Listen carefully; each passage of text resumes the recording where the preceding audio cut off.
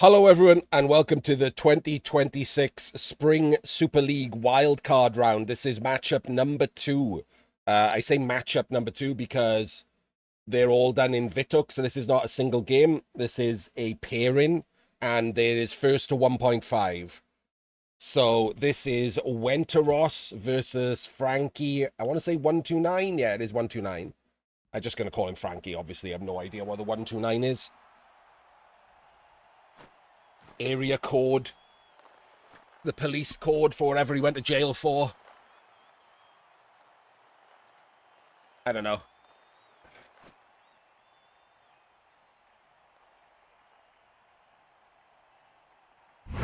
And Wenteros is rats and Franki is dark elves. Not a great matchup for rats, but they live and die on their one turn. And dark elves can't really do a lot about the rat one turn other than try and kill the people that one turn. I'm watching you. Right. So we aren't set up correctly here, Wenteros. For no reason at all, we're not on the LOS. You shouldn't care about being on the LOS because you're gutter runners. So if they get a solid defense, you're just 1 in 36 away. So this should be up there. Normally, I give that a pass because the people who don't do it, the opposing team, you can't dodge like you're a bash team or whatever. And your opposing team is like, also a bash team. But in this, where you have dodge and they can't, stick diving tackle or whatever on you, you should be up. So I'm not going to give this an A. Like, this should be up. I know it's kind of cheating because we just saw and it's on the screen that there is a blitz. But I can assure you that's what I would have said anyway. Interestingly, he's got his thrower on the pitch, which isn't always the thing that rats do. They usually keep him for the one turn, but I guess we're one turn in on turn 16 now because we're taking the ball. We are going to fight as well. We're not going to Daka or anything. So this is bad, right? And let's see where the kick goes. I didn't notice that. Oh, God. Yeah, okay. So that's a real problem, right? Noro, he gets full powered. You should, because you can't get there with the... You should put the body under the ball, so it definitely is a pain in the ass, because you can't get there. I know it doesn't matter. It's going to bounce anyway. You're not going to dodge in there, surely.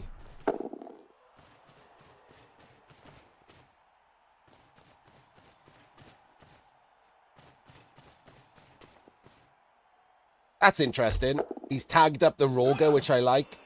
That's an absolutely godsend of a scatter, isn't it? Holy bejesus. That is an incredible scatter. It was landing there, remember, so it went through the elf and out the other side. 1 in 64, that direction is incredible. Really difficult for him to get to anyone now because this is stunned. The other gutters are on the other side. The thrower can't go and get it. Like, he would have to go round the outside, round the outside, round the outside.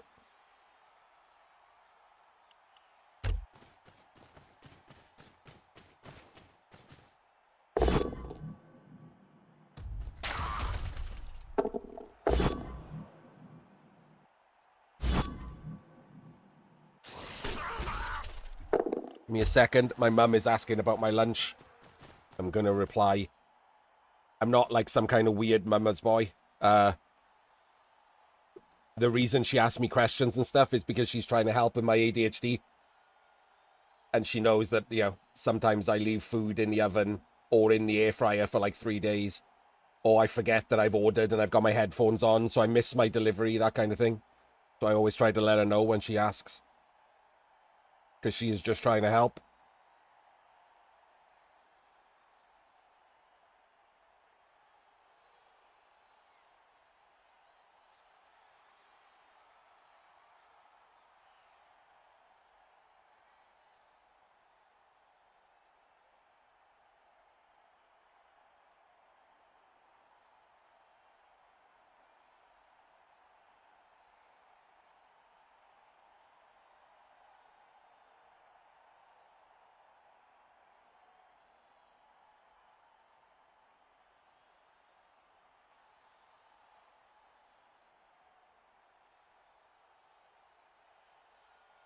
She just texts me every now and again. Similar, like, to be honest, like you sometimes remind me that it's trash day, which is today, by the way.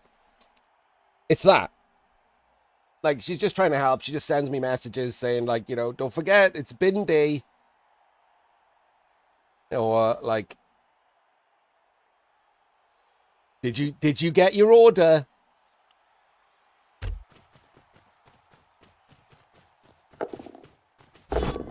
Uh-oh. Doesn't fail the rush, though.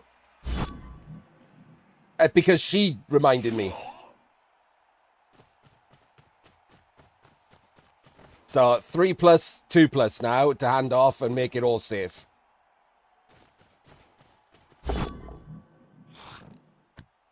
Burnt 2 rerolls. But it's all fine.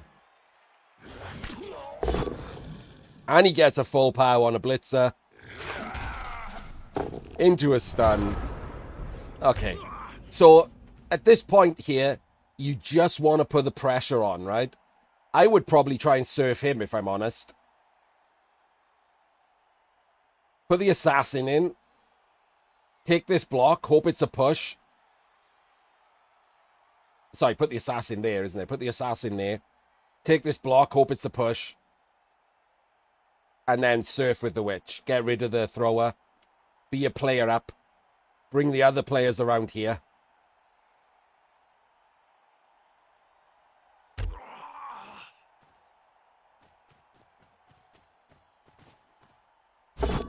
Beautiful. Right. We might be able to get this.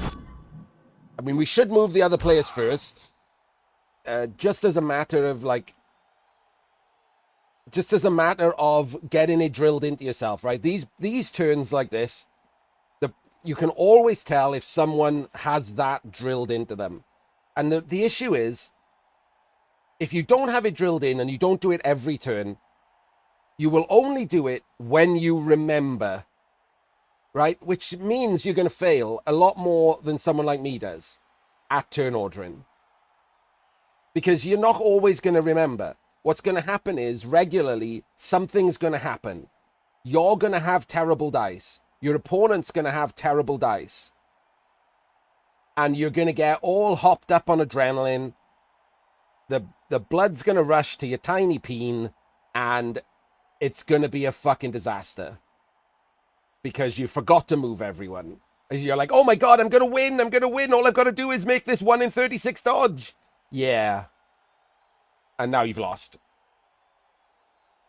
You have to do it every turn. No matter how simple it seems, you have to do it every single turn.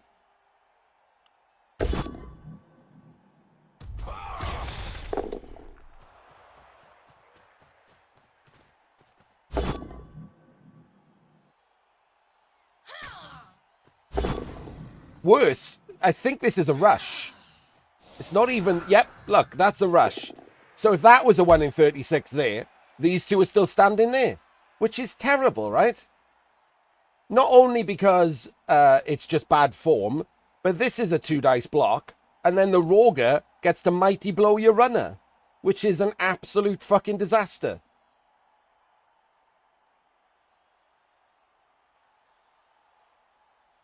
So it's not even that it's bad. It's that in this case, it has an incredibly bad downside.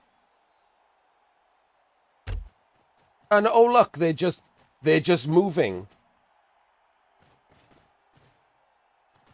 No.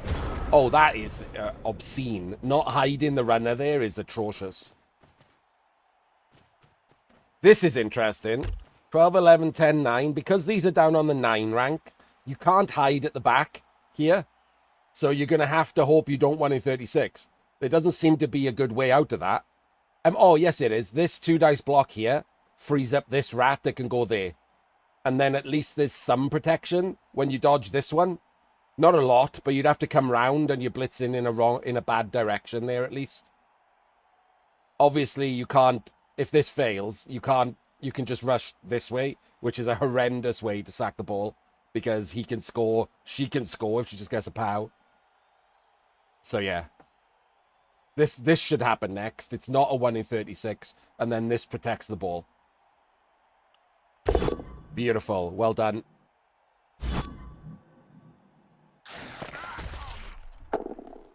Oh, you twat. So close.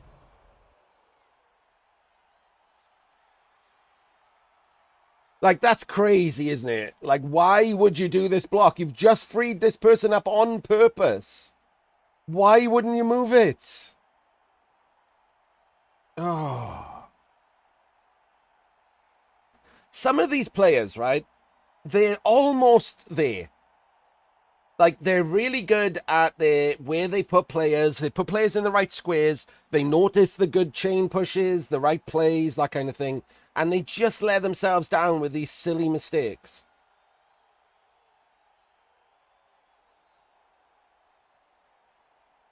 It genuinely is. You just need to drill a little bit of discipline into yourself. Drill that turn ordering in. Drill the setups in. Give yourself that little bit of time at the start of every turn to plan the turn. And it just makes life so much fucking better, so much easier. You win so many more games.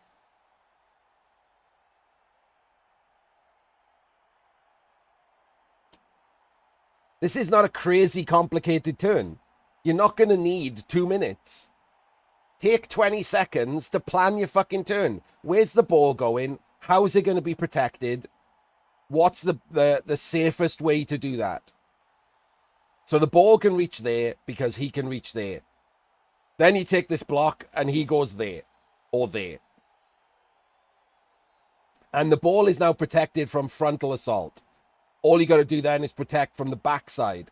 Seeing as these two are based and taking these players up, this is the next dodge. I mean, you can take the block first because it's a 1 in 12, 9-6. But this is the next dodge. He can come there. Because if he fails, these two are still protecting. So he's the next dodge. Then because this is protected,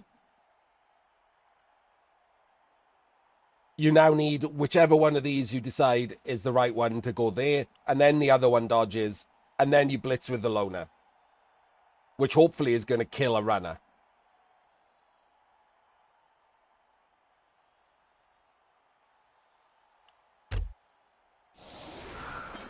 Gets a Kaz, which was a badly hurt, by the way. And the thing is, right, I might have appoed that if I hadn't stupidly left my runner right next to a Roger. And look, he just moved him there afterwards. He took the block and then moved him there. How annoying is that?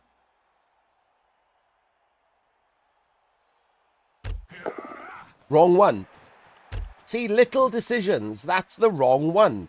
And the only reason he did that, it's not because he doesn't know. Like, if I told him right now, and I just explained it like I just did to you, he's a good enough player that he would be, yeah, obviously, that's the right one. I made a mistake. But when he's making the plays, he doesn't consider 1 in 36 anything other than being diced. Like, if he'd fair 1 in 36 that dodge, he would have just been, oh, nothing I could do. It's a weird little bit of thinking that even the top court, Devo does it. That's the thing wrong with Devo's play. If there's a hole in all of our plays, right? All the top players, we've all got holes in our play.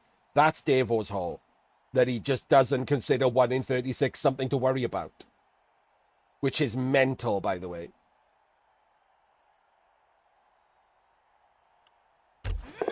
Still hasn't dodged this one.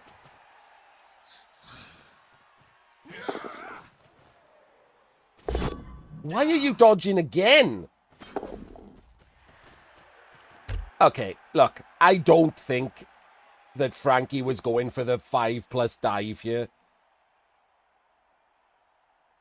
But if he was, this doesn't stop it. The witch can just go in this side. So this doesn't even do anything. You just dodged a second time to stop the witch from blitzing from above. When she could just blitz from there.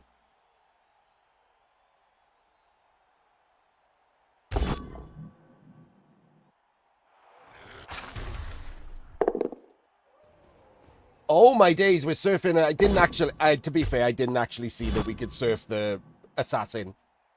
We have got Juggernaut, so it is the right play.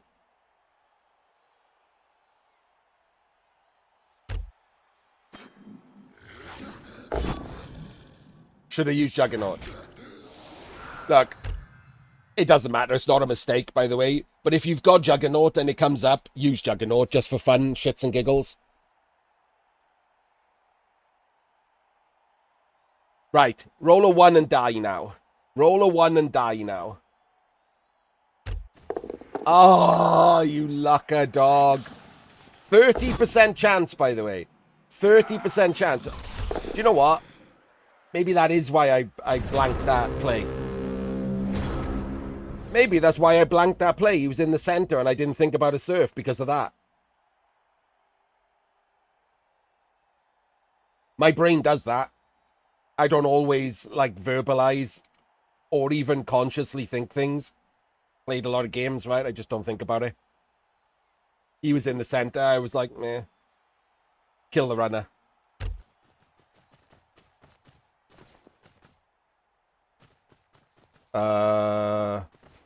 Okay, this is weird. I absolutely didn't actively look at it. It's like a... So when I miss something, I like to think about the reasons why, because that's how I get better, right? That's how I assess the holes in my game. And one of the reasons I could have missed that is because he needed the rushes after, and my brain automatically included that in the play.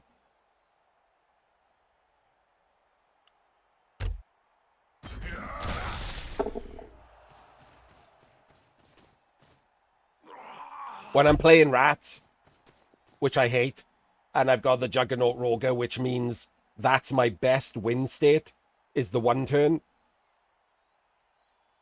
then I probably never want to risk the Roger, so I probably wouldn't have surfed it. I probably would have hit the runner. Because even if you get pushes into pushes, the runner is stuck on tail. It's not bad anyway. I don't rate the assassin as a player, especially as like a shitty skillless assassin.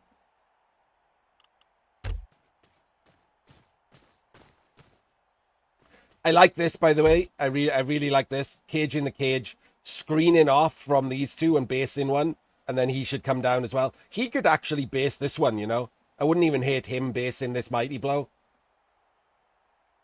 If he bases him in that square, the guard is jammed in completely. The problem is he's given himself, he's given the out to the Roger, blitzing the runner there. If the Roger blitzes the runner, it frees up the guard. And these can all just go this way, right? Because they're just gutter runners. They can all just dodge out and be round here.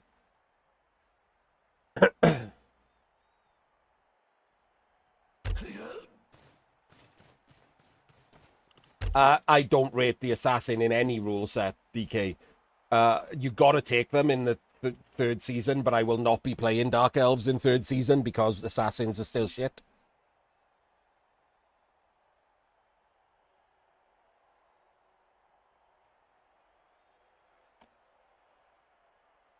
For anyone who's about to, like, you know, quote NAF stats at me, I don't give a shit about generic NAF stats. The majority of those stats are made up by how well those teams do in the hands of bad players and against bad players, neither of which I care about.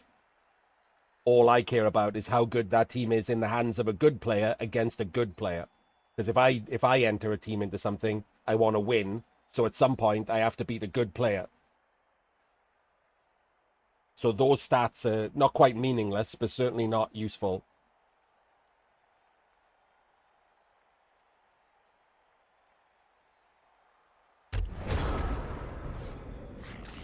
All agility teams get a boost.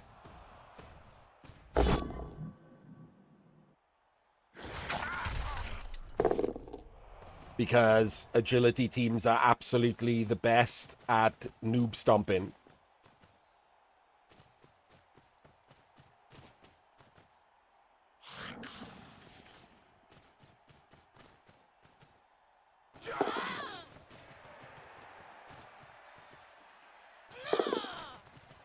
See, didn't lock this off, did he? could have done, if you go back and look, right? This witch could have been down here to make it more difficult. Or 1, 2, 3, 4, 5, 6, 7 there to stop this dodge out. 1, 2, 3, 4, 5, 6, 7. If you've got a player there and a player there, there's no free dodge, right? And then these come in and lock around the outside. Like, if you look at that, you can see a much better way of caging this cage without leaving an escape hatch at the back for movement 9 players who dodge 97% of the time. You have to do something about that. This blitzer could have been there. This witch could have been there, and now they screen. You have to get rid of one of them for him to dodge backwards. So if you remove the dodge backwards, now you got to remove the dodge forwards. And that's where these come in. And then these go and screen off these other players.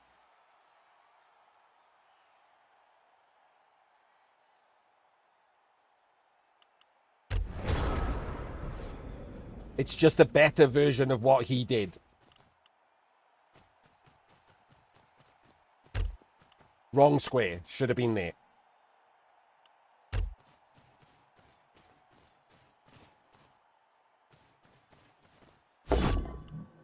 And using this one for the blitz, obviously the same problem, right?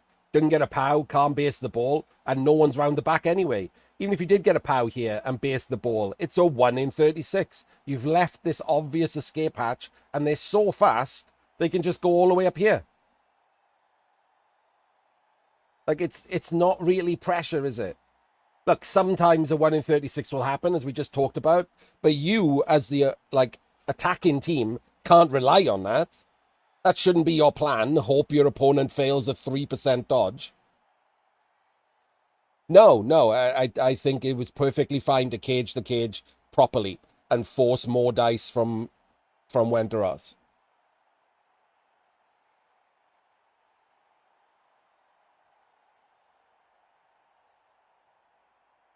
I think this one should have based this one. I think this one should have based the guard. Actually, no, hang on. This one should have based this one. This one should have based the guard. And then this one should have screened off the roger. And we should have just put a bunch of the other players on there. Actually, you don't even have to screen off the roger. This guy can come down and help base someone. So forget that. We could even have blitzed the back, right? We could have blitzed one of these. Instead of just coming to stand here, we could have blitzed this gutter runner and jammed in here.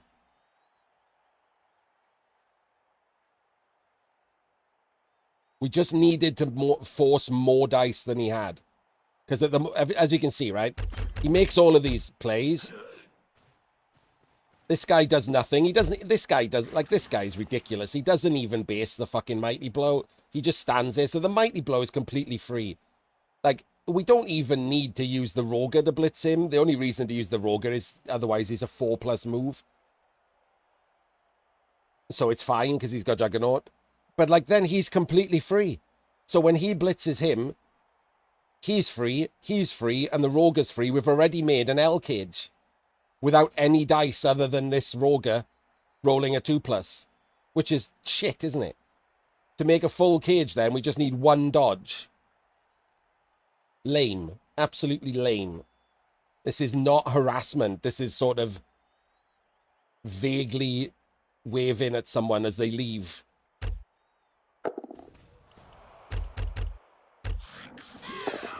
That's it. That's all it took. That dodge. And now the ball is safe again. And these two are going to dodge again on 1 in 36s.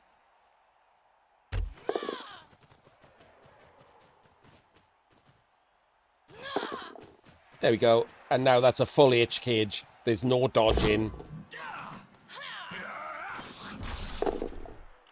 So, for people who don't recognize the terminology, it should be self-explaining. That is an H cage. The reason is to make the 2 dodges in 6+s.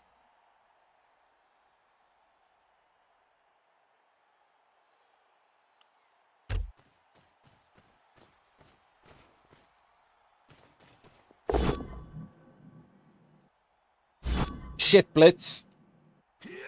No reason to do that blitz, right? When you've already got a block on him. We should have been blitzing the cage.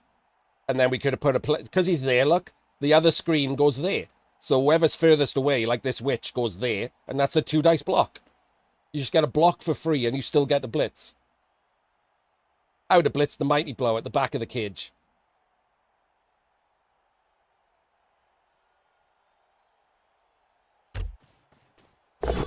Absolutely shit blitz.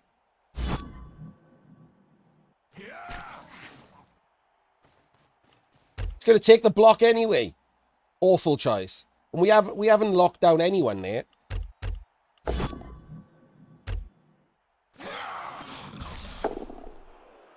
So 1, 2, 3, 4, 5, 6, 7. So there's nothing stopping this entire team running up the side of the pitch.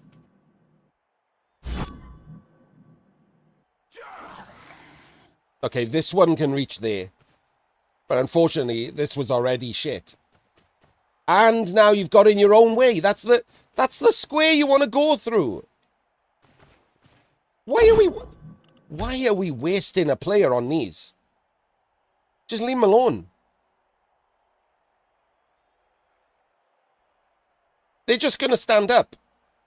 And then you're going to have to dodge away because there's 2 of them. You're not getting blocks out of it or anything.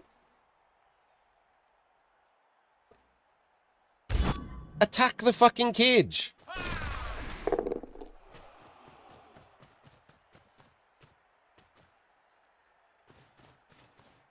And we're dodging past tail. Amazing. We're dodging past tail because the witch stood in the wrong square. Jesus Christ. So, like, what do we think isn't actually happening here? Does it, like, nothing good, right? No, but there's no pressure.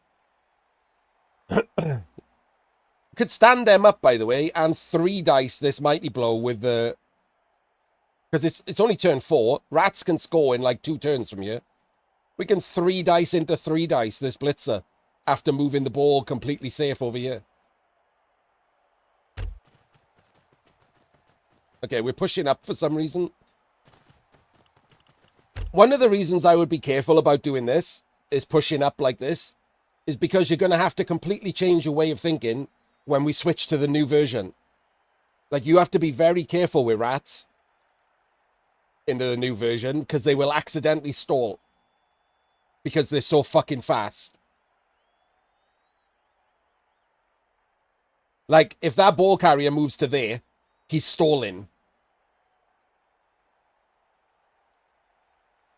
And we're on turn 4.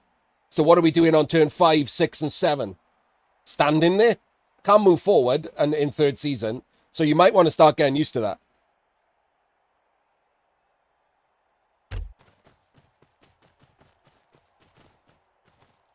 Planning out your drive structure to be better for 3rd season. Doesn't really hurt you in 2nd season.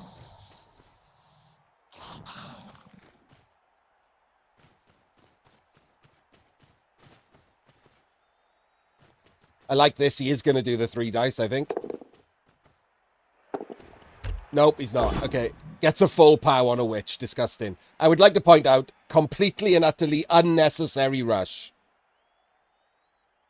Again, didn't plan out the turn correctly.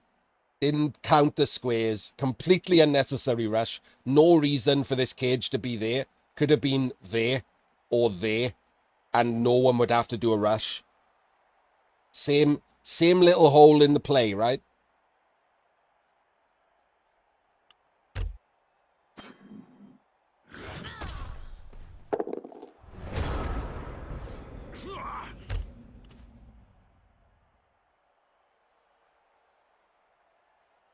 Yep, DK, it happens. Anything movement 8 to 9 should worry, right? It's very far. Like, you can easily not notice that you're stalling, especially in a ruck. Like, if you're in a ruck with a bunch of players, and to get out of it, you, like, do a handoff or something, because they've based the ball. You do a handoff. You're like, oh, fuck. I got to score now. You got the ball. Like, you can't activate. Nothing you can do now. You got to score, or, especially if it's early turn, risk, like, getting rocked 50% of the time or something. Like, it's actually something you have to care about. I mean, you shouldn't have to care about it because it's the world's stupidest rule, but it is a rule, so you do have to care about it. I'm very, very sad that the tabletop world practically universally have said we're adopting the stalling rule. It's fucking rubbish.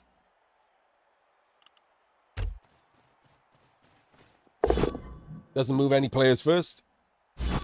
Absolutely not rolling dice with a bunch of these guys.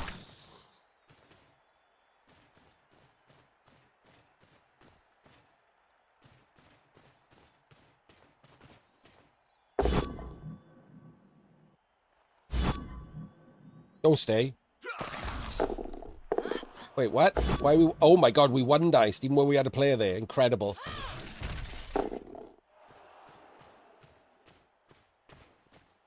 Witch gonna dodge through and go around the back. Dodge through and go around the back.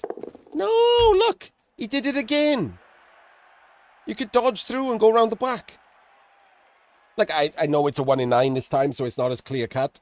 But it's absolutely doable, right, to get to that square. And then there's no free dodging. You essentially have to 1 in 9 blitz. Once again, it's the same shit, isn't it? Just come out round here. There's nothing stopping this.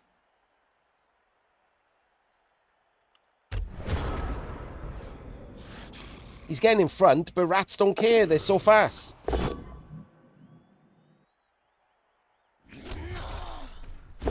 And now your witch is dead. I mean, that's a pretty lucky turn of events. He once again used the Roger without an assist. So that could have lost him the blitz. He's done that a few times now. And he's rolled a POW both times on the witch. Oh, here we go. Oh, that was it. 1 in 6 into losing right there.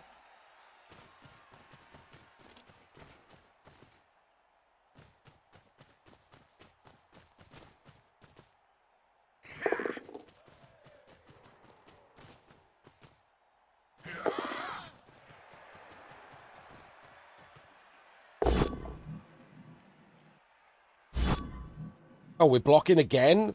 Oh, I don't like this. I won this player free. I absolutely won this player free. Just completely free and clear to come over and join. Like, we're running... I don't know if the rats have noticed, but despite removing, we're running out of players to protect the cage here. Tagged, far behind. We are running out of players to protect this cage. The more players we leave behind here, the more that's happening.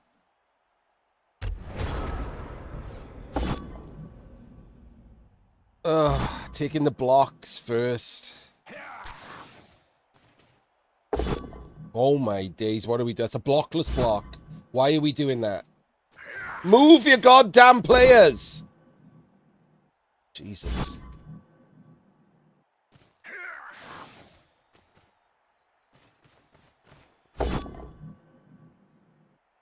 Alright, full POW does something there.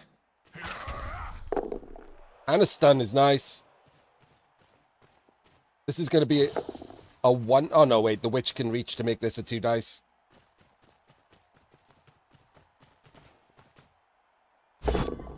Beautiful.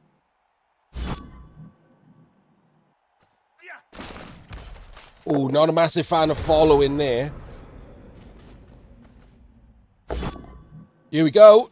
Gonna hit this guy. Does absolutely no damage at all. Wait, what? Oh. Because he hit him there. No, wait, no, it's right. Because he hit him there, this was a 2 into 1. He was tagging this guy, so that this was 2 into 2. So he didn't take the rest of the block, because that makes that a 2 into 1.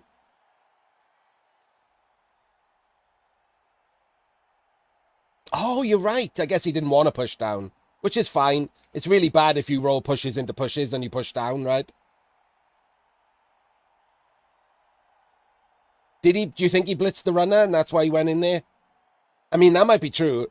I wouldn't have blitzed the runner if I was him, because obviously that requires you to dodge the ball away, which seems terrible. But he might have blitzed the runner.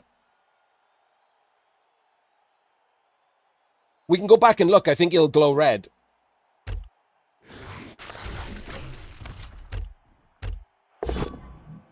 No, look, he's blitzing the blitzer.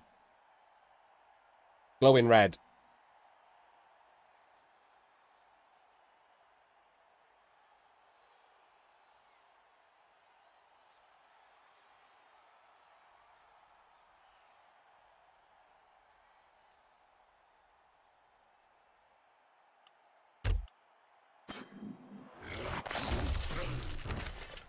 You're right. So the problem is now, he was going to blitz that way, right, to free up the ball. But if he blitzes down and he gets pushes into pushes, this guy is in one of these squares.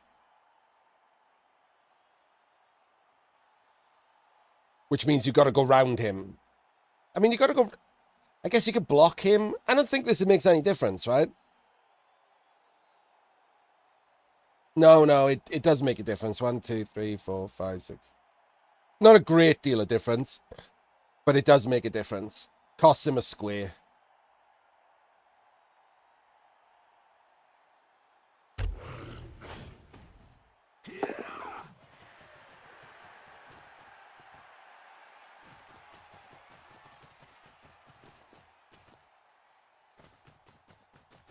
You better hope this is not a 1 in 9.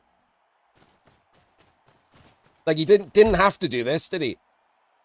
He could have caged one back in a full X cage. Now he's giving himself a problem if this is a 1 in 9.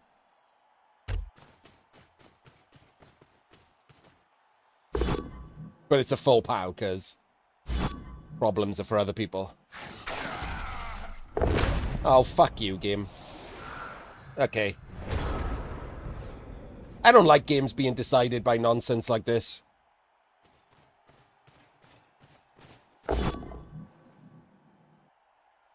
Like, it's really annoying, isn't it? Like, this has been a scrappy game, right? I think probably Franki has made the most fundamental errors, but Wenteros has made a bunch of errors. This is not as, like, I thought Wenteros was just significantly better than Franki. But I don't think that's the case. I would probably place them around, like, 65 for Wenteros and 60 for Franki, you know, like, reasonably close. And I don't like when one of those players, which are close, gets better dice than the other, because it just ruins the game. It's annoying.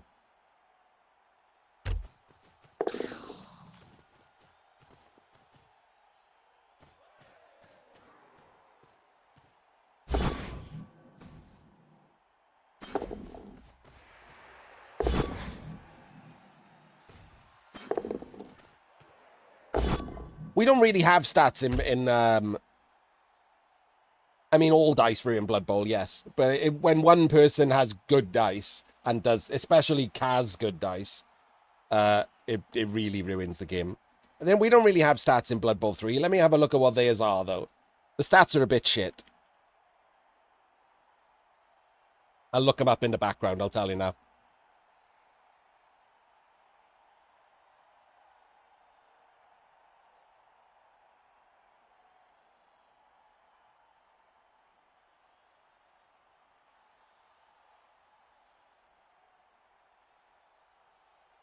Wenteros's all games stat on Blood Bowl 3 is 64.4.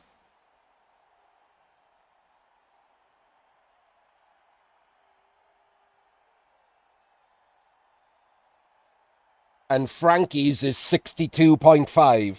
So I was pretty close with a guess. I mean, you know, pretty close is with the caveat that Blood Bowl 3 stats are pretty dodgy. Like mine, for example, have taken a hit. They were 75 point something, and now they're 71 point something, because for the last 2 years, I concede about 50% more than I used to.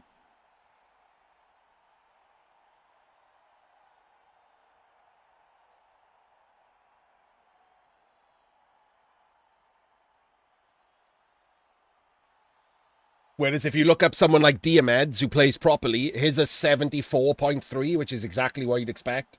So the stats aren't terrible here. The problem with the stats of Blood Bowl 3 is they can be ruined if you put a lot of games in on something like Arena, for example, and just concede a lot, like I do. It's too easy to break your stats on Blood Bowl 3.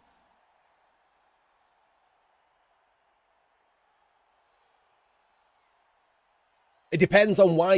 I mean, assuming you checked your own DK and you thought they're 50%. If anyone's wondering, this is the...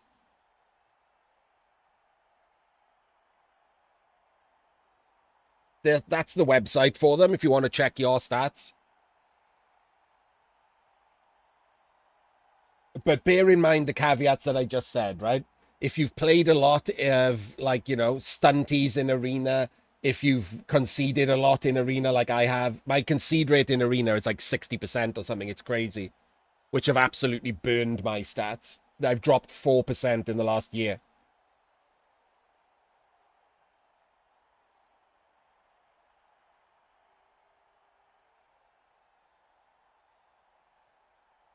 I think they tell you your concedes. I have conceded 597 games.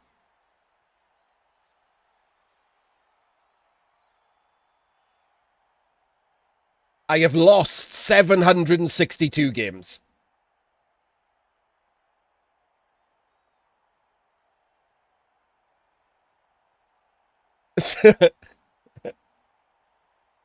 So I've lost 170 games that I didn't concede, which is pretty wild.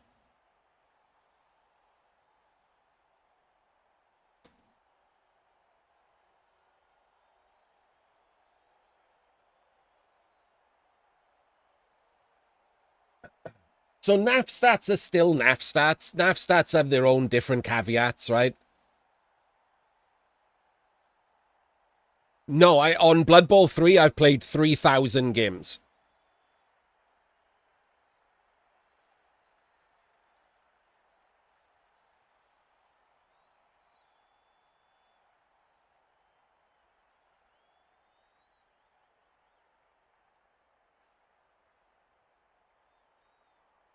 I mean, it's easier when you concede 597 of them, and you get conceded to an incredible amount as well.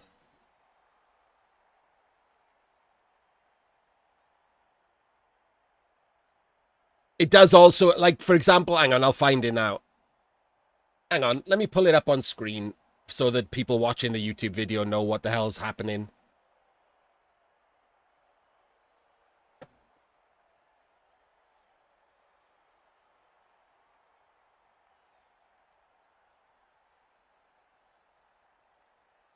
So these are my Blood Bowl 3 stats. And they're all over the place, right? I haven't played Blood Bowl competitively since around season 4 or something. Like, I stopped like 2 years ago. So all I've done since then is, you know, runs for chat and Arena to, like, if I find my Arena run, you'll see what it was. Here we go. Arena season 7. That was when Arena came out, season 7. Look at my stats. I played 400 games of Arena. I posted it above, Beard. Spike. I played 400 games of Arena at a 65% win rate. But I conceded the vast majority of those games. I wonder if it'd tell you. There we go. Of the 141 losses, I conceded 127 of them.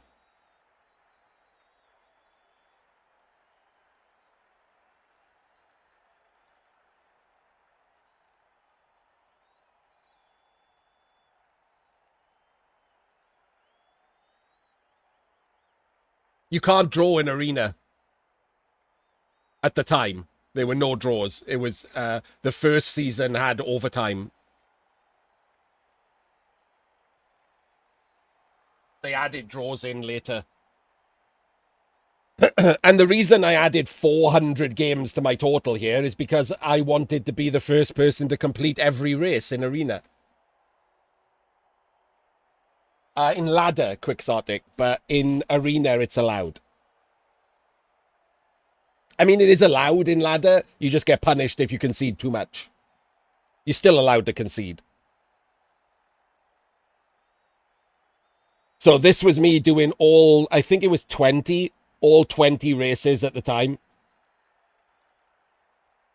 So I played 400 games of arena that season to complete all 20 races.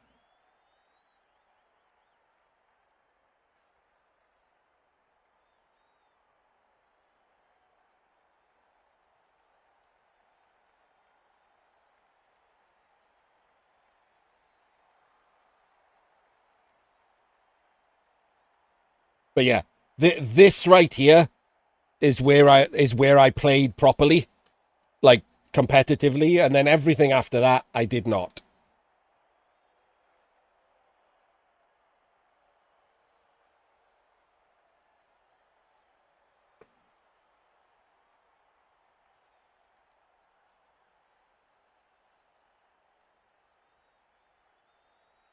Which is why the games dropped significantly.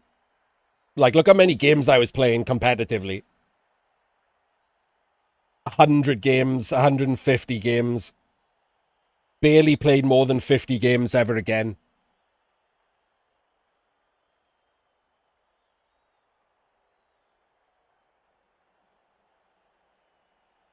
Arena I switched to last season, doing arena runs, but you can tell by the percentage, the win rate percentages, I just concede all the time.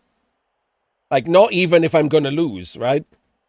For me, because arena is formatted so stupidly, if anything bad happens in the first 2 or 3 turns, I just concede. I could still win that game, but I'm going to have to struggle to win that game. And I don't want to when I can just concede with no penalty and get a new game immediately where something bad doesn't happen in the first 2 or 3 turns, and now I can win more easily. That's the problem with arena format. It really needs something to stop that from happening. My suggestion was stats. If stats existed, if they brought in arena stats where they kept track of your win rate and there was a Hall of Fame board for the best win rate, I would literally never concede. Well, that's not true. I would concede on like turn 14 if I was 3-0 down or something, but you know, I would stay in every single game that started badly. So I would do it if in the first 3 games, Quixotic. Because the concede rate is so high in arena, if I'm 2-0-0 and I take like 2 Kaz on the first turn of the 3rd game, I'll concede immediately. Because it's quicker to get 2 concedes from other people than it is to play that game out. I'll get back to 2-0-0 faster than playing a long, hard game with not my full team.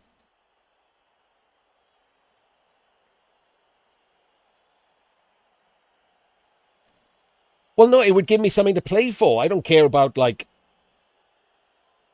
I said, my win rate's not even real in this, which is shit, right? Not just going down, but shit. Like, it's including this.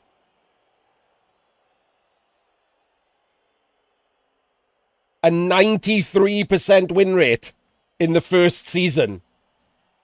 93%. Because the first season had like so many people who couldn't play Blood Bowl just buying the game because it just come out. It also had wins because of stubbornness. If the game crashed, whoever quit first would get a loss. And I would never quit. I would sit there and wait for literal days.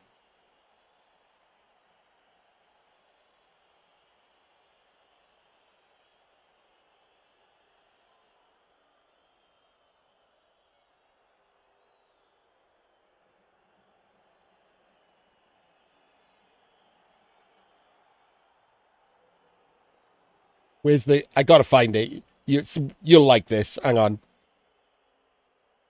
This one. Let's try this one. Nope, 6-0-0. Oh, 1. Dwarves. Try this one. 81-4-2 this team went. 95%.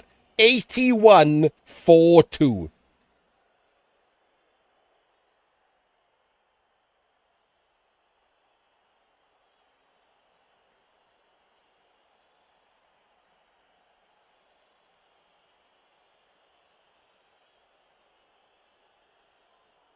Damn it. Damn it. I have to keep doing this. 010. 401.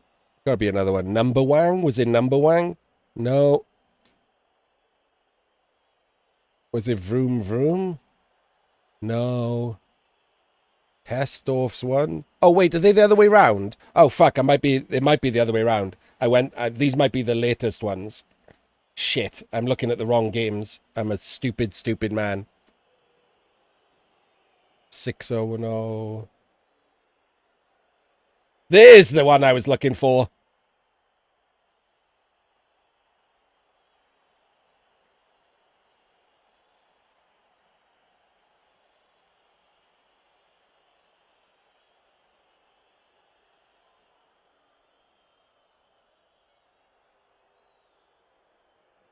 Utterly impossible in normal play.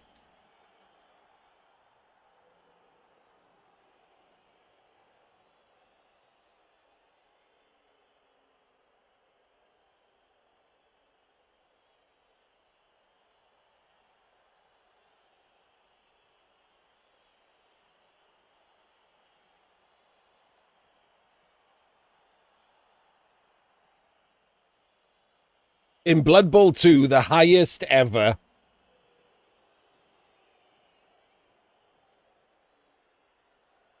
No idea. Let's have a look.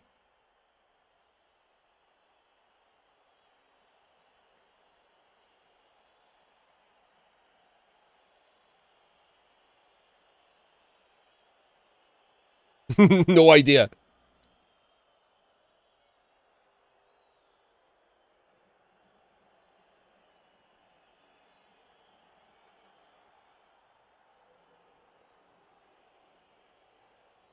Like, it can't be because of actual penalties. Look at the games conceded, by the way.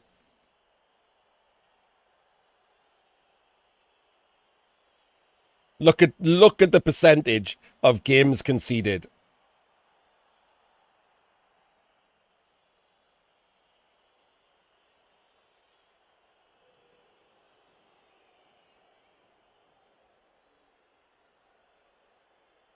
I beat someone 5-0 with dwarves.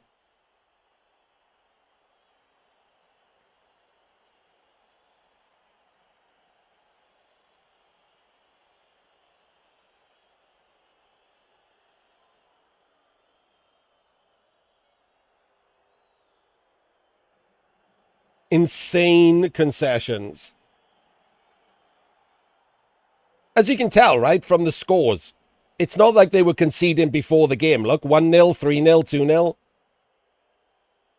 2-0. Yes, so ended in penalties seems to be a bad tag for this season. It's just any game that didn't get conceded is showing up as ended in penalties.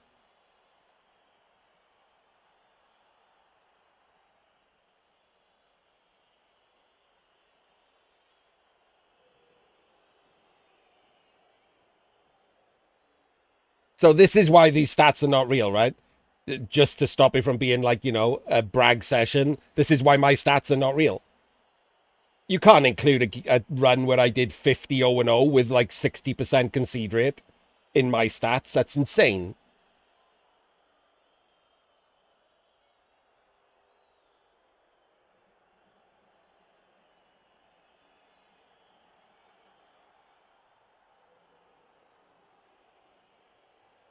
So none of these Blood Bowl 3 stats. It depends, a grey list, because these stats include everything. So they include tournaments, they include arena.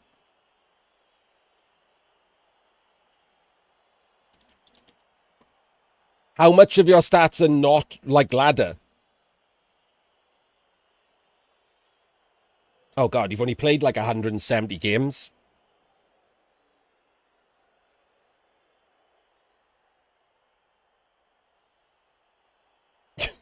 Barely played at all. But yeah, look, these are doing a lot of work, aren't they?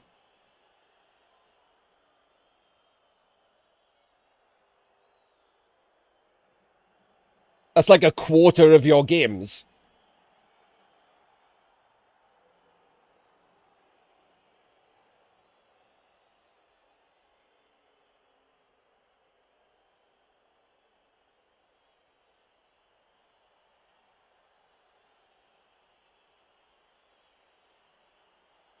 An arena's even higher.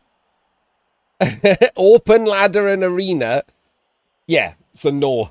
Is the answer, Gralius. Sorry. Between, like, hang on, 33, 39, 48, 58, 66, 75, 85, 88, 109, 107, and 120 of your games are in fake seasons.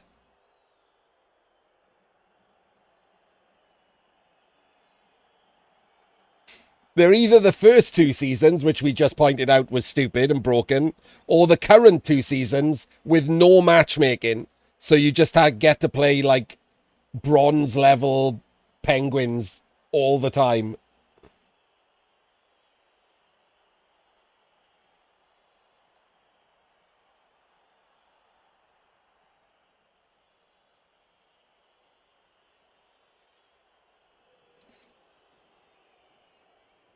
Like the dream is having real stats, right? With real matchmaking. So I don't care. I wouldn't care about the bronze matchmaking stuff at all in Arena. I wouldn't care about no matchmaking. I'm totally fine with that as long as you're all on the same playing ground, right? But you can't have like some seasons with no matchmaking and people go like, 75, 80% win rate, and then have another season with actual matchmaking. And look, you can tell the difference. I mean, he hasn't played a lot of games in these, but that's like a 10% or more bump by playing like considerably worse coaches. So the 75% coaches will be 85% coaches. In Blood Bowl 2, when you check the stats for penguin bashing, like Garyon did the stats from the whole of Blood Bowl 2, Diomed had a 90% win rate against anyone below 40%.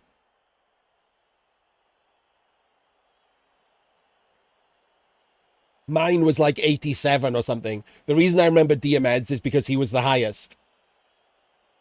Against anyone bad, which we counted as like a 40% win rate or below, Diomed had a 90% win rate.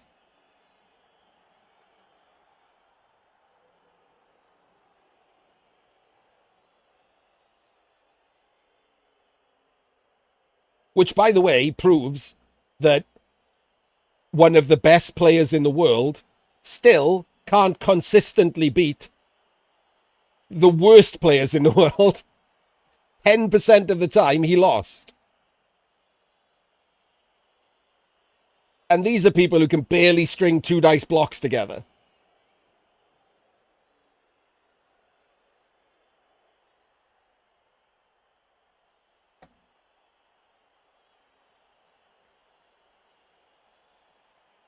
Anyway, the thing that started all of that was this game. Welcome back, YouTube.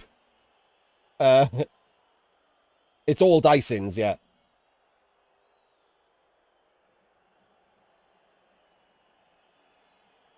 I mean, it might not all be Dysons. Every now and again, you'll just get a racial matchup that's terrible.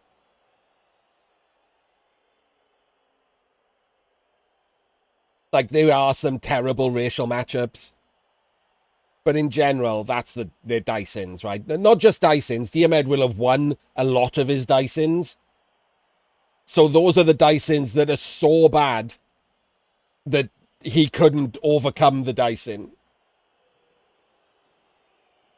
So imagine what all the other, like, if 10% win rate is lost to Dysons against the worst players and the best player in the world can't overcome it, what percentage are actual Dysons?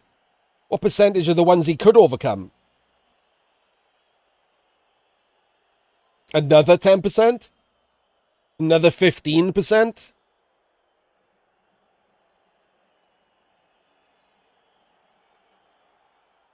Crazy, right?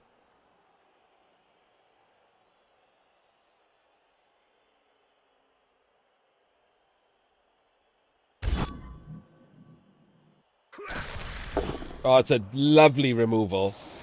What a good time to wander back in. So as I said, this is too... Not quite matched. Wenteros is better, but not by a lot. And it's annoying that Wenteros, therefore, gets the Kaz, right? Because that exaggerates the difference in them. If Franki had got the Kaz, that brings them closer together and it makes it more of a game. But if the better player also gets the better dice, it's really fucks with the game. And I hate that.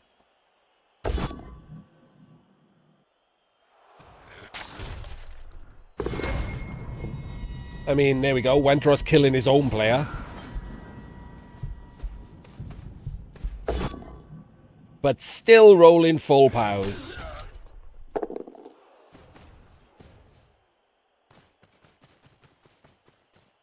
So he gets to wander off.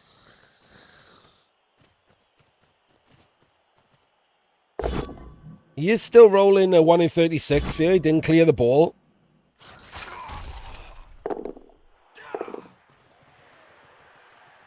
Holy shit, okay.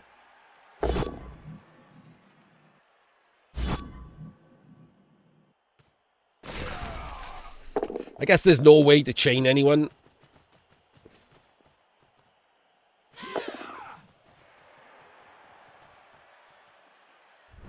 So that's it. He scores.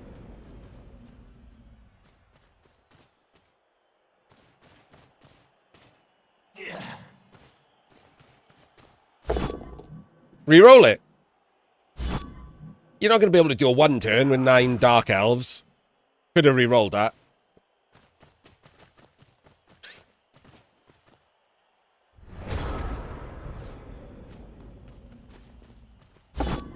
Not just, but yes, that's definitely one of the reasons, right? He might, if he'd put more pressure on the cages and forced harder dice, he could have burnt his rerolls by now. He could have needed to do a 1 dice here and there and burnt a reroll, and he didn't have the rerolls then for, like, for example, making those 2 rushes to get to the sideline and out of reach. You wouldn't do those rushes if you didn't have a reroll. So burning your opponent's resources makes turns like this more difficult. But also a little bit of lack of foresight, right? Franki put everyone too close to this left-hand side. No one can reach the right-hand side, whereas the rats can. Franki consistently underestimating just how fast rats are. It's not about more dice, just to be clear. I know you don't mean this, but we have to make the difference because fucking Reddit is terrible for this. It's about making them roll difficult dice. Not more dice. Like, we use more dice colloquially, you know, make him roll dice. But when we mean, like, difficult dice. Sometimes making them roll more dice is bad. Like, if you just base an entire team and give them 8 2-dice blocks, you've made them roll a lot more dice. But it's not good, is it?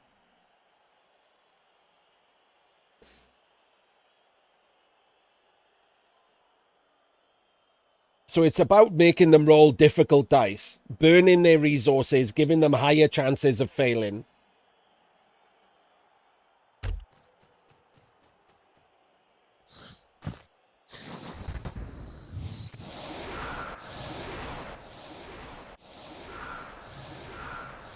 Oh, he's backlining. Okay, this now is interesting. He's backlining and leaving a 3-3-2. That we actually could do a 1 turn here.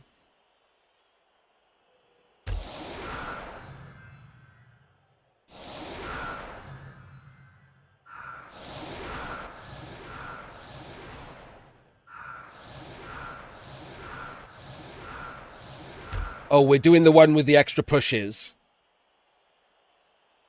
Wait, this isn't right. The witch is in the wrong space.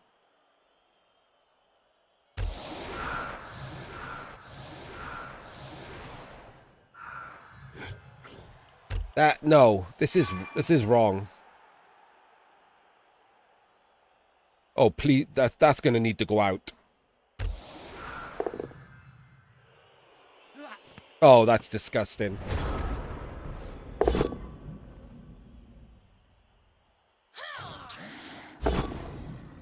Does get the extra pushes for free.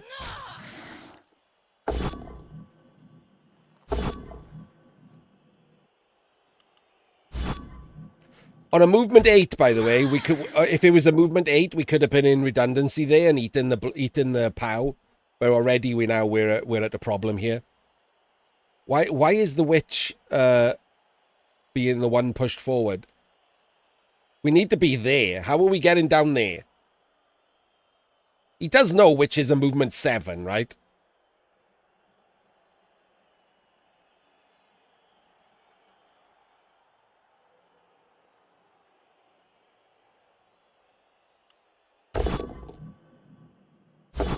What are we doing? Like, okay, let's just imagine that was a push. What are we doing next?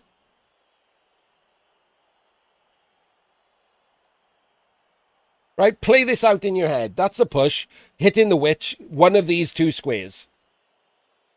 And he's standing there. So this could be a block, right? Or this could be a block, I guess, if you go there. This block is the one you want, right? So the witch goes here. Someone runs round to here, and this guy blocks here. But now the witch is there. And you've got to block this one. But how do you fill these squares? Because you've just used everyone. It just doesn't work. I'm sure this doesn't work. 9 players, movement 7 is a tough one turn. I don't think you can do it the way that he did it. I think you needed to get a push with the first hit.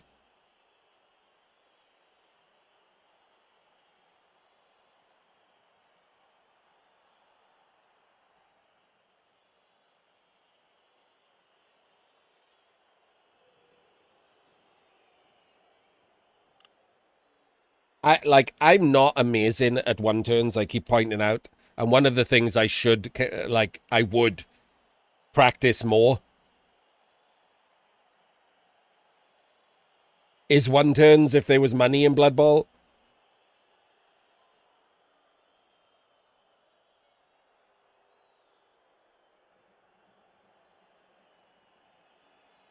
And one particular thing I'm bad at is movement 7 one turns. I don't tend to do them very often. What teams have we got here? Up here, there we go. Right, blue is Dark Elves. Oh, I just realized that this is going to be 20-25 rules, so it doesn't matter for the purposes of the one turn. So we're just going to put the 3 line rats there. Turn off the tackle zones, don't need those. And what have we got here? We've got 2 witches. And then we've got the blitzer. And we got another blitzer. And we've got an assassin. And we got a runner who's at the back. And we've got...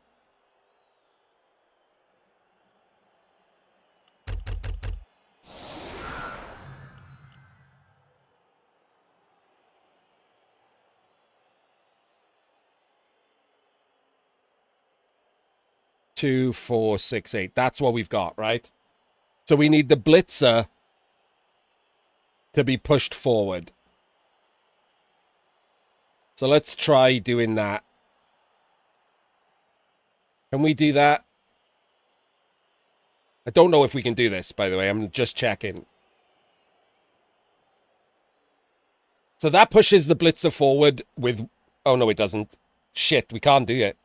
You're missing a player to do the, charge. So let's do it with the witch. So the witch can blitz here. We don't need you. So the witch blitzes there for a push. And then the second one chains forward. So we've used the blitz. And we've used the witch. This lino then goes in there. Oh, wait, the witch should be there. This block then gets you another chain, and you can eat a POW on it because this one works. So this block gives you, if and he did roll a POW, right? So you can, if you want, push up here and eat a POW. I'm going to pretend that we didn't.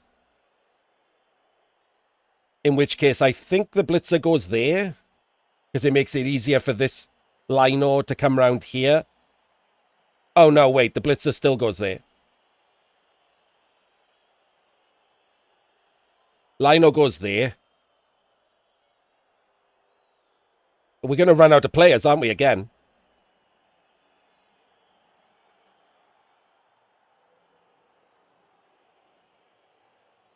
We needed a player here.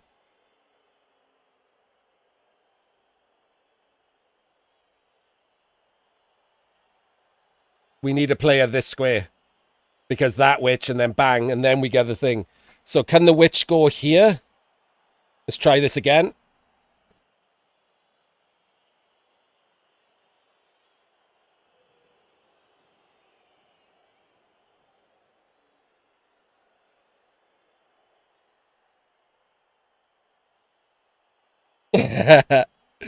Thanks, 125. Appreciate it.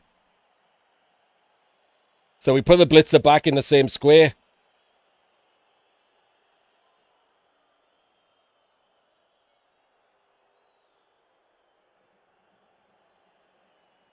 Wait, nope. There. Right. So, bang, bang. First block. Frenzy block gives you a push.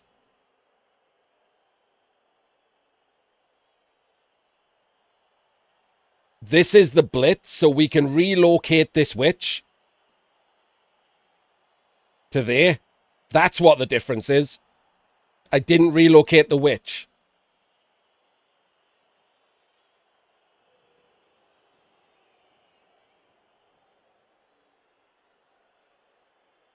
He goes there. And we bang him to there. And now, look, this witch has a channel to go through.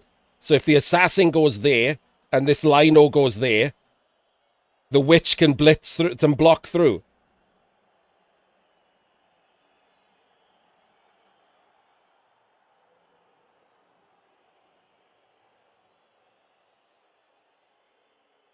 $12, $11, $10, $9. So we're in range.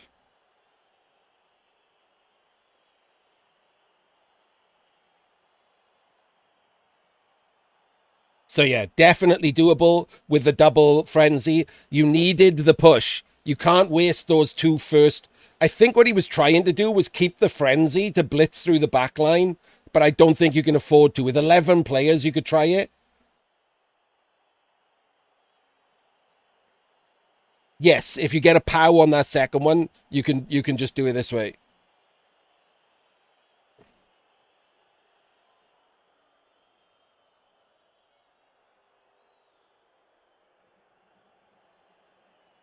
So yeah, multiple ways to do that. But I think you absolutely need to use the frenzy to get a push on the first one.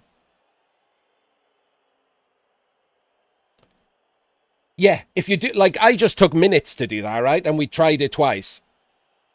But if I was playing Dark Elves in a tough game, I would have already done this in advance and known a couple of variations. So it would speed up my ability to do it. People just don't bother doing that, right? People just don't bother putting in practice. I've said before, right? We might not get along, but one of the people I've been most impressed by over the last year and actively trying to get better via practice methods is J-Leave, the American coach.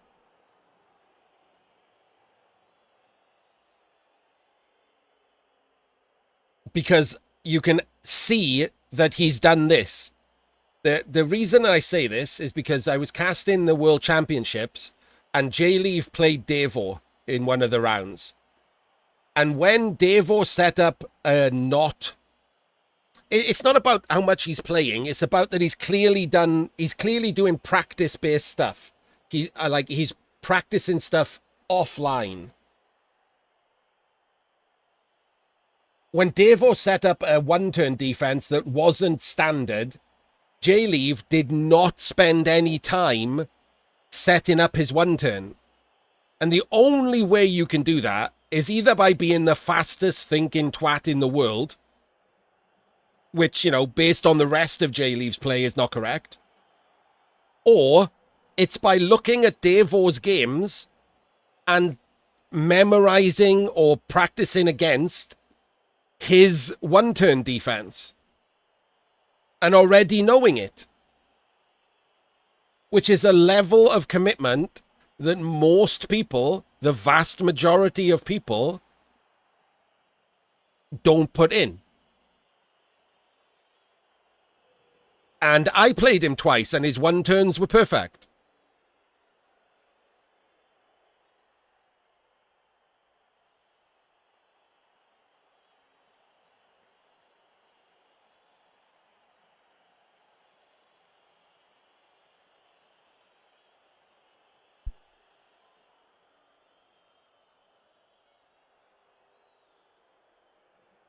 I beat him anyway, because I'm awesome, but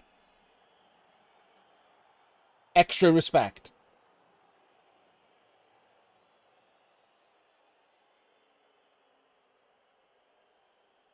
That is why people don't do it, kind. Genuinely why. They play a lot of games, they don't have to one... It's why I don't do it. Like, I rarely have to one-turn to win a game, and that means that when I do have to one-turn, I don't have as much practice as other people. And that's one of the reasons why I've started upping my percentage of games played in Resurrection style, because it comes up more in Resurrection style than it does in progression.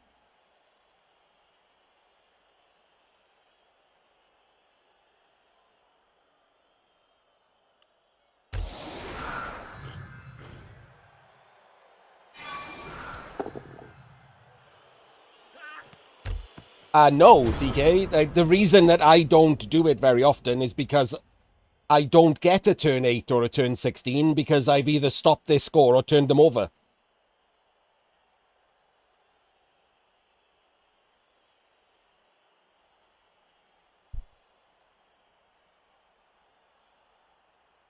Oh, I turned them over earlier and they conceded.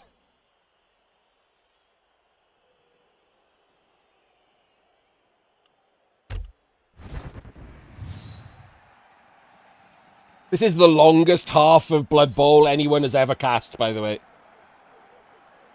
This is going to be an insanely long video.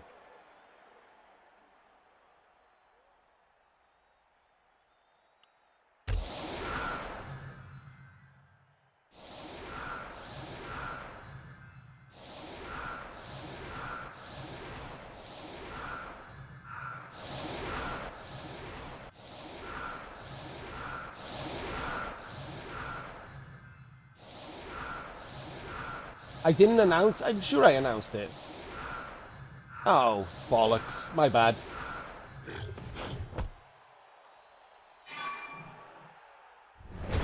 There you go. I didn't. I went to get my food from the front door.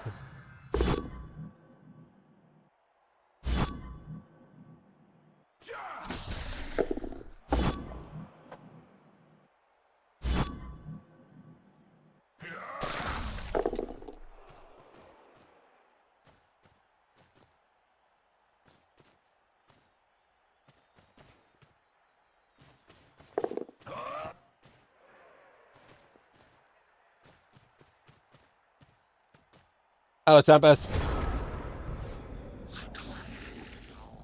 Sorry if you saw the announcement and have missed the last hour. There was some good stuff.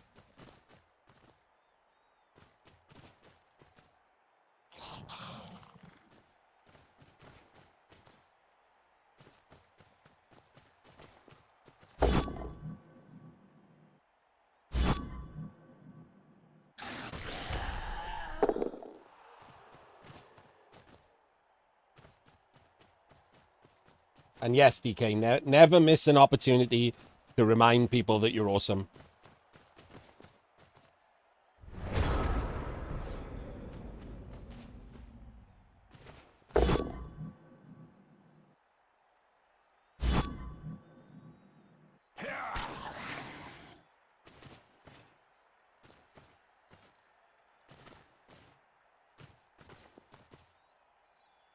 Oh, we are exposing the runner again.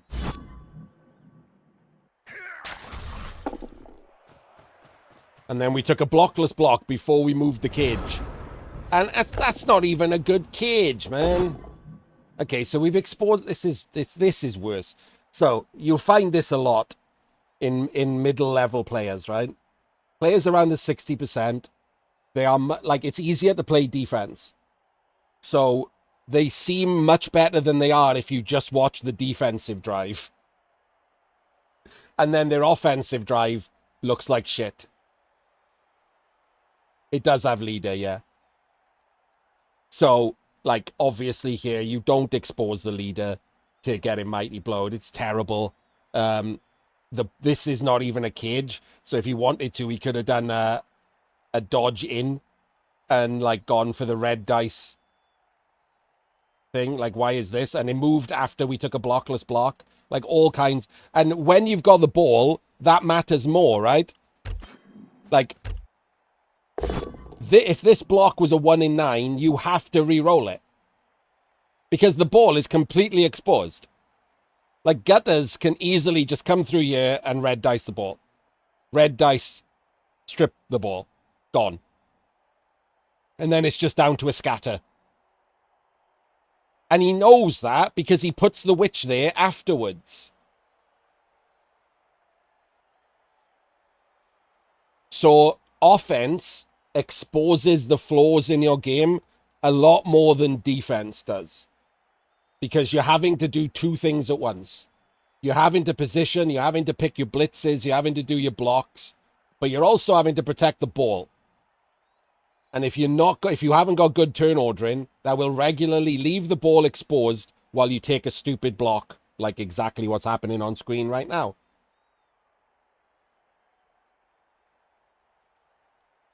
And defending the ball is forgetting that you also have to defend certain players, like a runner with leader. Why is he the screen? Someone else, and he put him there on purpose. Look, he literally placed him there. That could have been anyone. The runner should be protecting the back of the ball, where he's not likely to be punched. And he's used him as a frontal assist.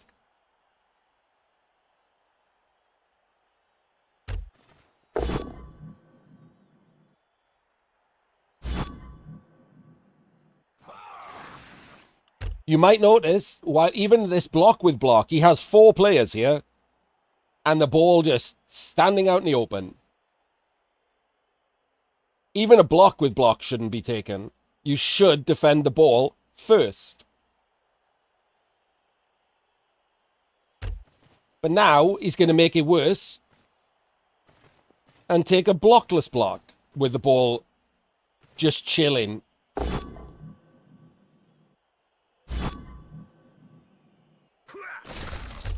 And these mistakes won't bother you that many times, right? If that had been a 1 in 9, he'd have noticed it was dangerous and he'd have re-rolled it. So that only goes wrong 1 in 81 times. However, if the ball was protected, he had the option of eating the 1 in 9 and saving a re-roll, which he might have done. Doing it the wrong way round removes that option from you. You have to re-roll that.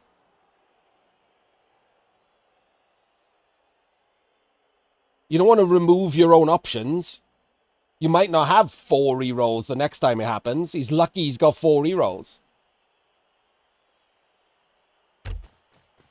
Completely free move that could have happened before the block. Allowing him the option of eating it if it fails. And this guy is obviously not the screen. We talked about that. And now he's stunned and he's not there for next turn. And he's lucky that he's on the goddamn pitch at all.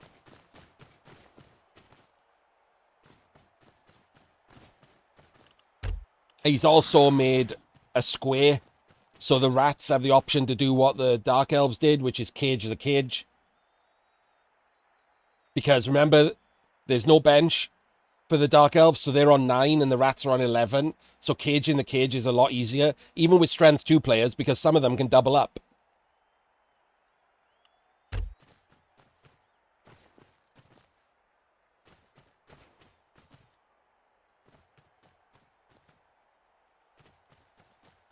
Oh, this is rubbish. Ugh. Okay, no. That's not how you do this, obviously. It just gives you this, right? He needs to be based by this one.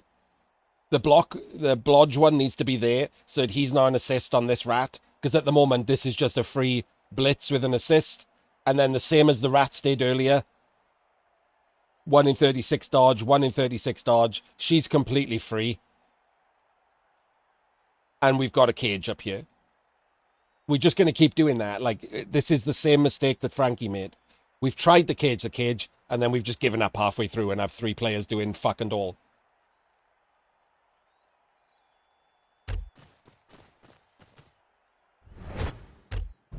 That does make dodges going that way, but however, you can still just blitz this guy and come back and have the cage down here. Black Orcs are my current favorite team, but the arena rules...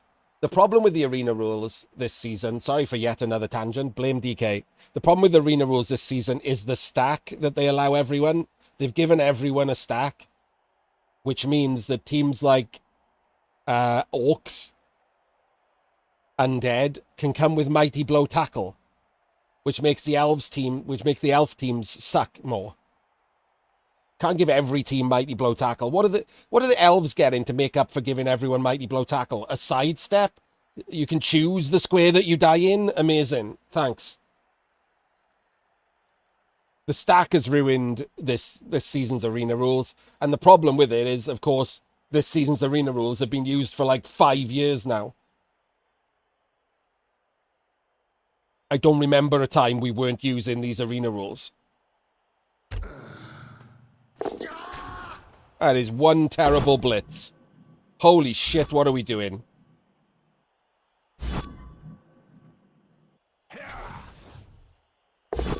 What in the miserable fuck are we doing? Other than banging out that guy with a 1 dice pow.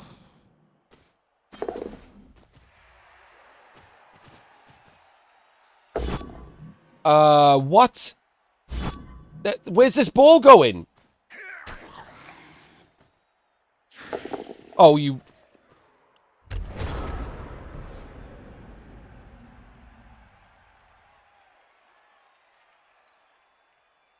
Okay, so just to make this longer, I'm going to take a 2-minute break to walk downstairs and get myself a drink out of the fridge so I don't start swearing at how shit that was.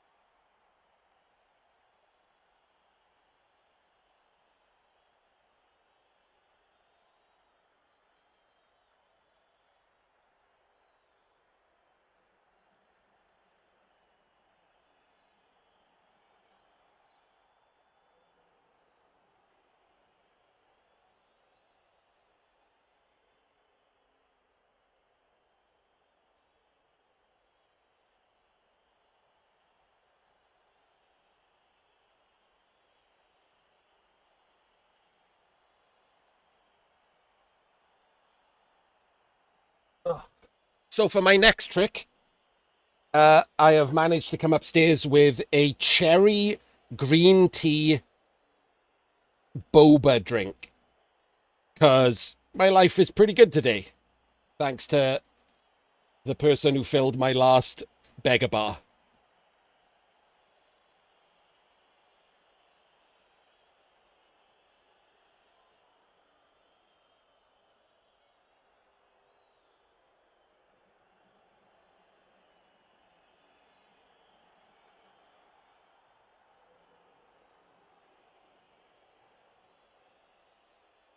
Oh, that is very interesting. The boba is hibiscus.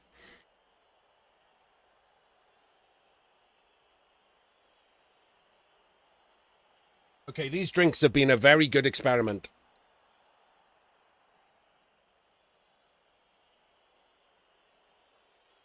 Especially in this weather.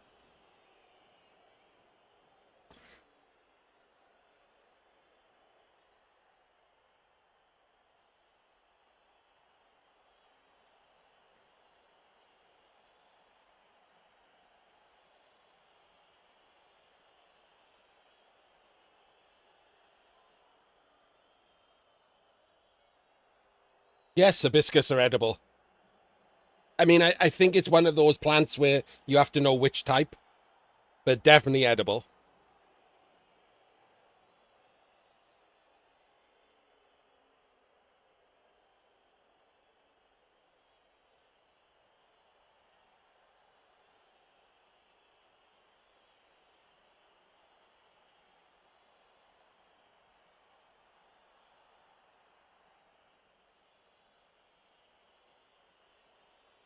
Oh my days, that is refreshing.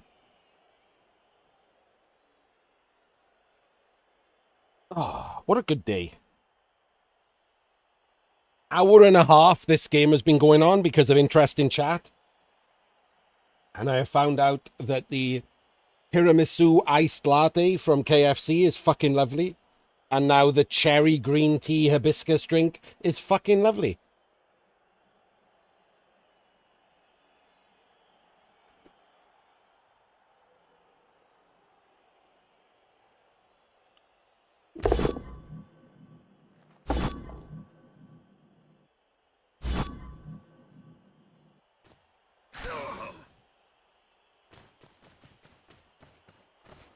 Rats burn a reroll. That might come down to something. Yeah, like, you know, the rats don't want to burn rerolls because if this doesn't stop the Dark Elf scoring, they have to one turn.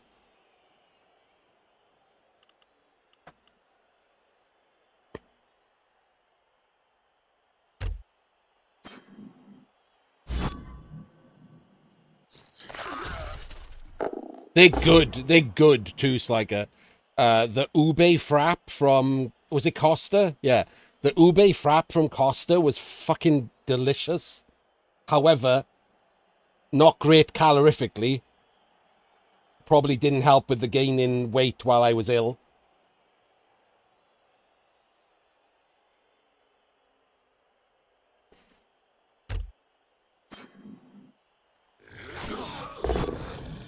Oh my days, that is a block. He does get the loner reroll off though. And it's a pow and a stun.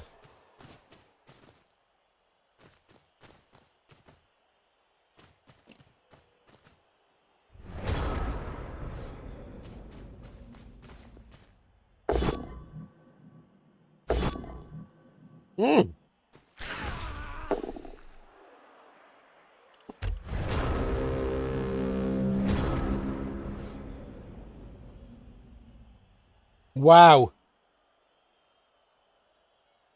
For those who didn't notice, that was not quad skulls. That 1 in 9 is not a failed block.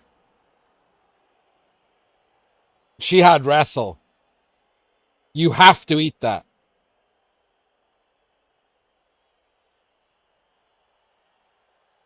You have this player, and this player to create an L screen and protect the ball. And then if you make a 1 in 36, sorry, 1 in 9 or a 1 in 9 or both, you can protect the ball more. You have to eat that.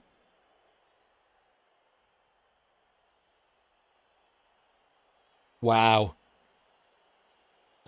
Wow, wow, wow, wow, wow, as someone might say.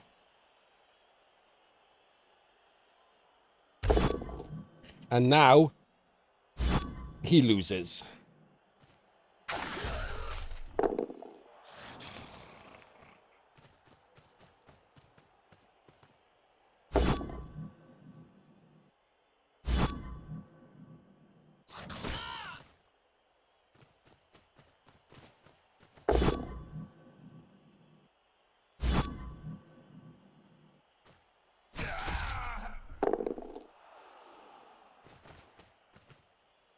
1 in 9 pickup. And there it is.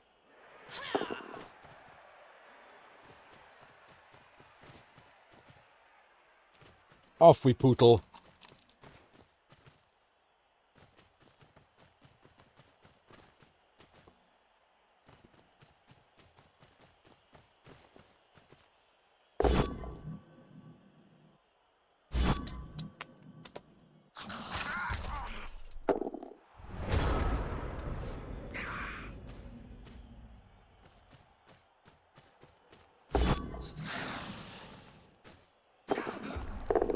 And that's the end of that.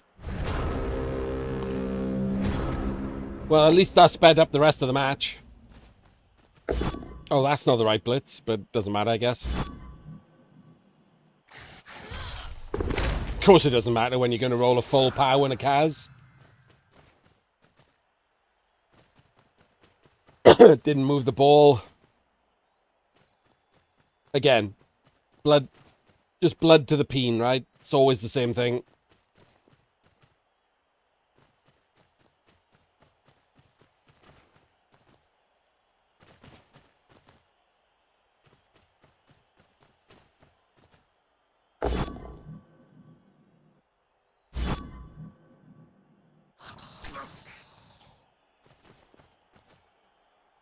I wonder if he'll pass turns.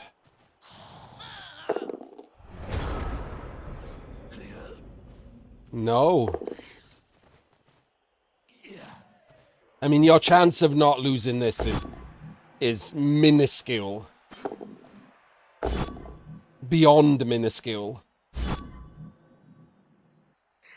You have to sack the ball this turn. You can't. If he scores, it's basically 0.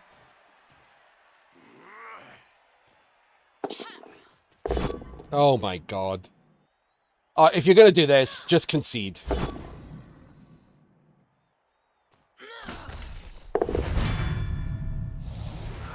That's nothing. What you've done there is nothing.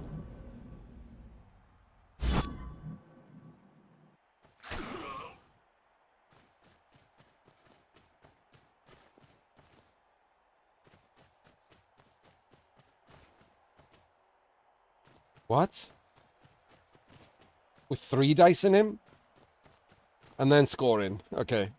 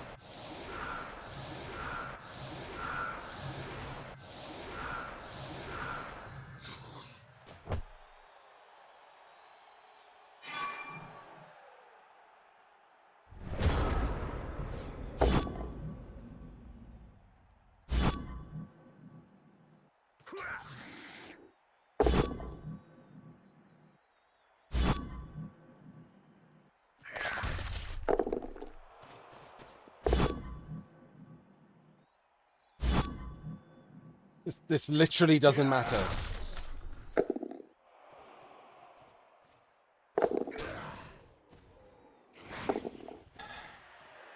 Losing 2-1 makes no difference.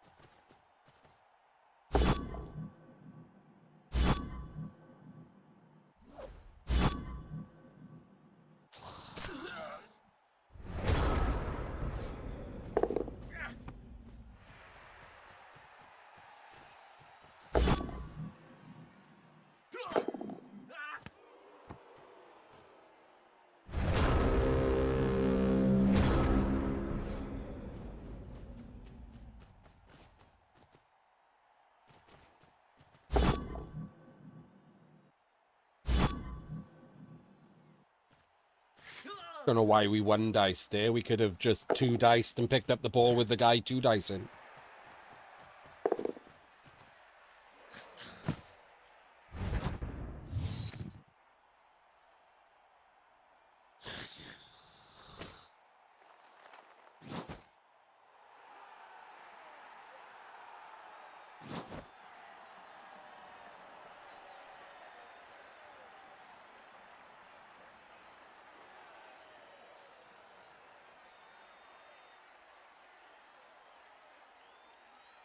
And there we go. Finally, that game ends. Hope people were interested in the random chats we did. We will see you for the next one of these. Wenteros just needs a draw in that now, so massive advantage to him, especially after seeing the offensive drive from Franki. But maybe the offensive drive wouldn't have been so bad if he hadn't taken these Kaz early in the game. You know, maybe he'll be a bit better next time. But Franki needs to win. He has to win the second match. A draw is not good enough, which is very hard against Rats because of their one turn. Even if, like, you stop the score or whatever, they still have a one turn on the turn 16. It's a nightmare. So we will see you there.